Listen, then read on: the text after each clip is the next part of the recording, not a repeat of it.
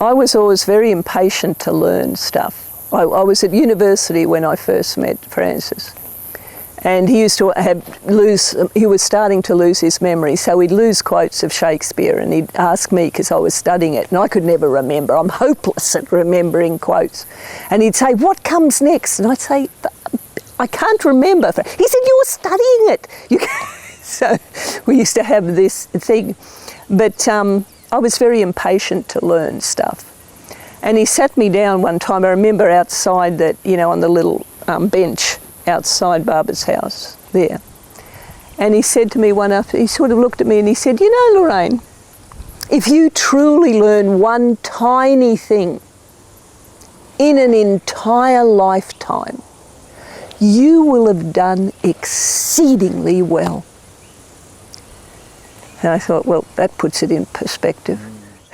Francis funded or arranged for the funding of my Montessori training. I went over in 1977 to do Montessori training at in Bangalore. And Francis arranged, he gave me, instead of a gift, they gave me the money in order to help fund my stay over there. I got very, very ill, physically, and then I was given drugs. I don't respond well even to medical drugs. And I had a mental collapse as well over there. I was thought Barbara was always now I'm telling everybody, that's great. Barbara was always very compassionate, and he didn't have it around all my friends.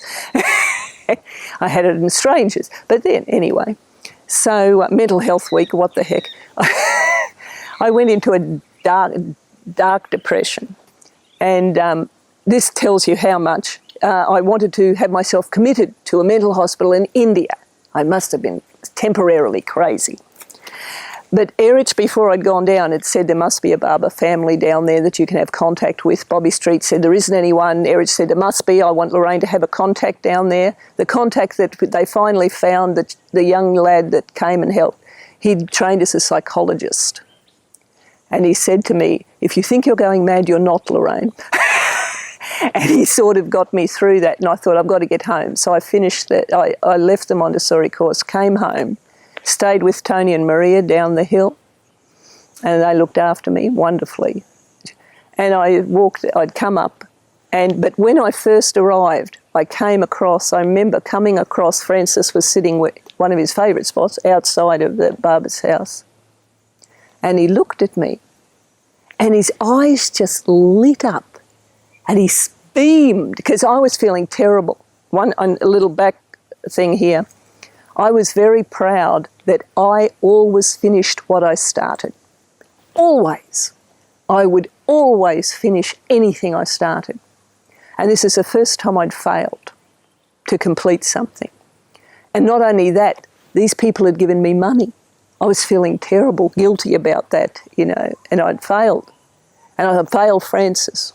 Francis was beaming. He said, slapped his leg, and he looked at me and he said, "He's given you a hard time, hasn't he?" Like, at last, you've grown up a bit, great. So I realised afterwards that what Francis went through at the end of his life, he would have regarded as a gift from Barbara. Francis, just saying that Francis had an incredible influence on people of my generation, our generation. In terms of music, one of the things was he used to take us into Barbara's house when we came up on the weekends. We'd have dinner with him. We'd have breakfast by ourselves. He liked his morning time by himself. You didn't interrupt him during the morning. So we'd have breakfast over in what the meeting hall now used to be called the bunkhouse. And then in the evenings, we'd have lunch with him, usually just sandwiches, something. And then we'd have these Brabazonian stew. So we'd have these stews and things for dinner at night. And then he'd take us in, we'd be in Barbara's house, and he'd put on music. So I remember he had an incredible collection of folk music, South American music, and I'm pretty sure Mexican. But Sam Saunders would know a lot more about that side of the music thing. But Francis had us do plays, and we actually toured plays during one phase. We went to the Nambour, we did it in Nambour Hall, in the Kuroi Butter Factory, and there was one, A Dream of Wet Pavements, and there were 4 of us in a chorus. We had to sort of frog walk together. We had these little boater hats that were made of styrofoamy stuff, and these striped white pants and suit. And there were things, I think there was Sim, there was Maynard, Lee and myself. So our heights were all, it looked quite bizarre, because our heights were all Sim tall and, you know, me sort of more plumpish at the back. And in one, coming at the Butter Factory, they had these big, heavy velvet drapes that you came through from side stage to get on stage. So first up in the beginning of the play, we walk through with our hats held up like this, you know, saying the words of it's a poem, A Dream of Wet Pavements. And on this particular occasion, I was the last one in the line, and my hat had got caught up in the velvet drape. So I sort of gave it a yank to get, because I had to stick with it, you know, the crew in front of me there. And all I ended up with was a little piece of boater hat in my hand. And as this happened, so I entered stage saying, shit. And then promptly, and Francis was sitting right in middle in the front. Wasn't a huge audience, but there were enough people there. And I was trying very hard to, you know, just say that, remember things, and he's killing himself laughing and pointing and I'm thinking, oh, it was the most embarrassing thing, but in hindsight, very funny. So so he had us do all the plays and singing. He'd always encourage us. He got me to sing, I was known by Sam as one of the low women, not because of my morals, but because of my voice, because I had a deep contralto voice. Oh, wait, it's not a true contralto, but it's a deep voice. And Francis encouraged me to sing, he wanted me to sing The Dawn Light Breaks, that he's put to the music of Danny Boy. Now, the range of Danny Boy is quite wide, and it's got a high part. And I said, Francis, I haven't got a high voice. I'm not a soprano. I can't do that. There's too big a range. He said, yes, you can. Do it. So I did. And it's when I discovered I do actually have a high register, even though Sam doesn't like it. But so he encouraged our singing. He encouraged that acting. He encouraged me to, from the last thing he said to me, he encouraged me to write.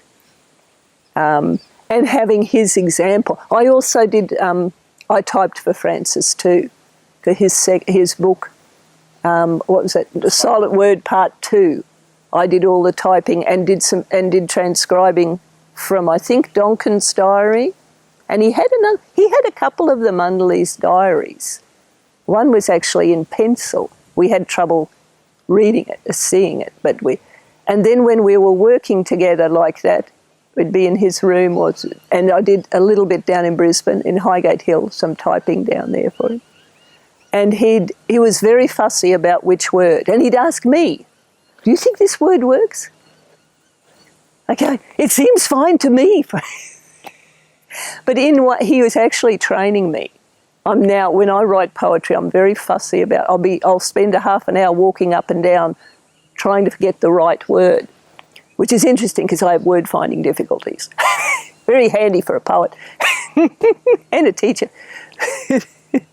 But so there's all that encouragement. He gave of himself, when I think about it. As a teenager, you just take it for, 20-year-old, you just took it for granted. He was I thought of him as a friend. He was an elder, a friend. And you just took it for granted. But when I look back, he was so generous with his time and with what he was doing. And I think, as Alan said, he may not have taken the title of Murshid, but in many ways that was a role that he did that, even though he did it as a friend.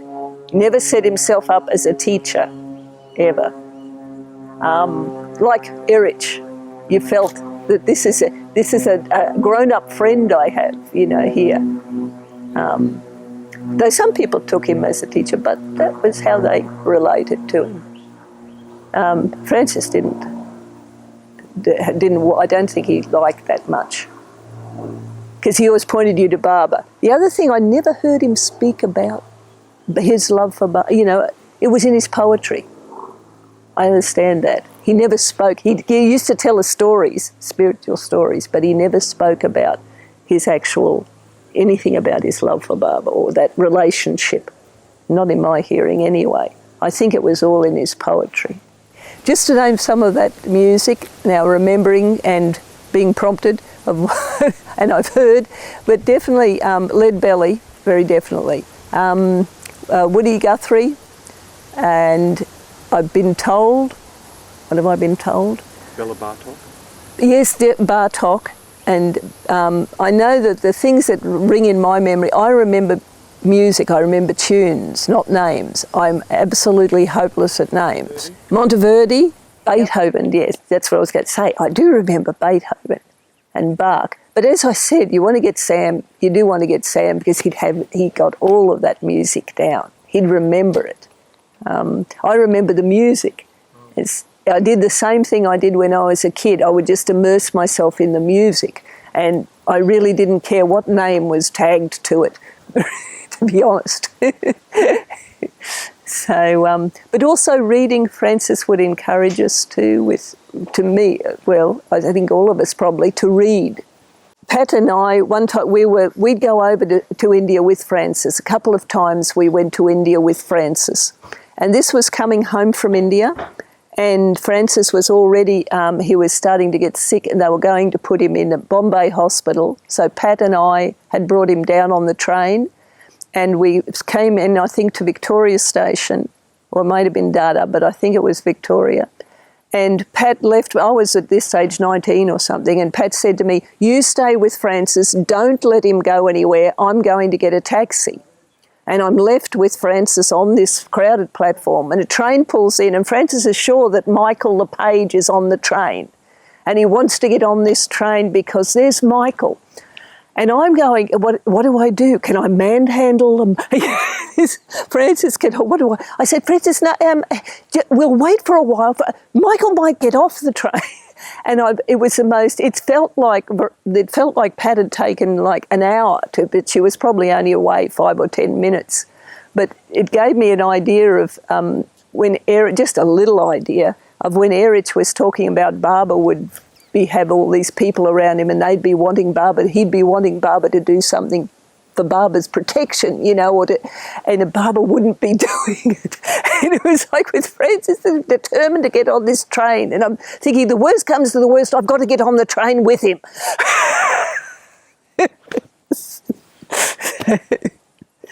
And then Pat said to me, "Do you want to stay with him in Bombay in the hospital, or shall I?" I went, "You can."